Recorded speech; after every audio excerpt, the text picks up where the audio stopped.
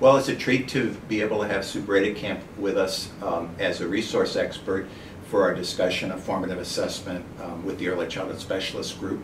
And what we're trying to do in this morning session is to kind of deepen our understanding of the idea of using assessment as a resource to inform instruction. I think it's a phrase that we use all of the time in discussions about early childhood teaching.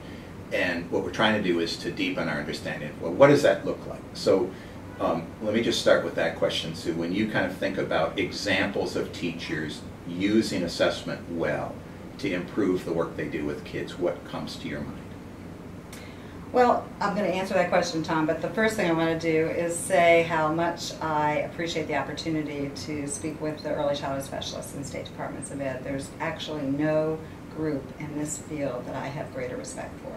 I think this group really does the heavy lifting in our field, and that's why you're there doing this really difficult work, and I just really want to congratulate you and thank you on behalf of myself, because I know that throughout my career I wouldn't have been able to do what I've done without the expertise of this group. So that was a good way to get out of answering your question.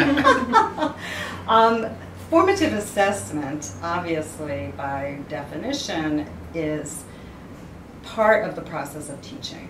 It forms what you do next in the act of teaching so that you support children's learning. That's the purpose of formative assessment. So when teachers engage in formative assessment, to the extent possible, there should be an integration between the teaching and the assessment and the learning. There shouldn't be a real separation of these processes. You know, with summative assessment, you know, you have the standards here, you have the curriculum here, and you tend to have the outcome assessment over here. But in formative assessment, it's an ongoing process that's integrated in the act of teaching. It almost should be so seamless that you don't actually know for sure that it's happening. And in order for teachers to do that well, and because that's really difficult, they actually have to be prepared. They have to have professional development. It should be part of their pre-service, but certainly part of their ongoing professional development. They should be prepared with techniques and strategies that enable them to do that. And the one that's most obviously used in our field has always been observation. So they have to be prepared with tools for improving their observational skills so that they can make sense of what children are able to do.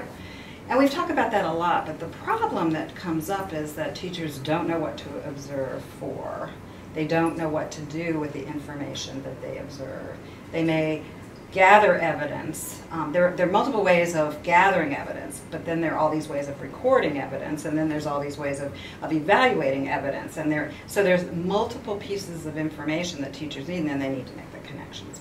So it's a complicated process, but the main thing I think that we fail on is we fail on giving teachers the right tools to do this. We say things like observe children.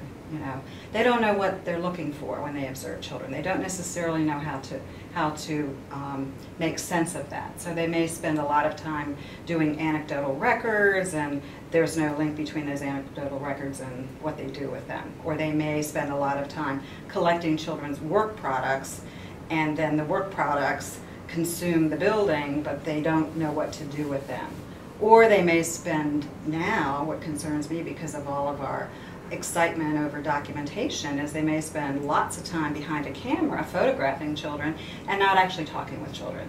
When in fact, when you talk with children, you actually gain a lot more information about what they know, what they're thinking, what they're understanding.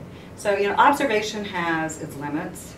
You know, when you observe behavior, but you can't observe thinking necessarily. So we need to prepare teachers to engage children in conversation and structured interview and that kind of thing that uncovers how they think and how they reason. So there's a lot.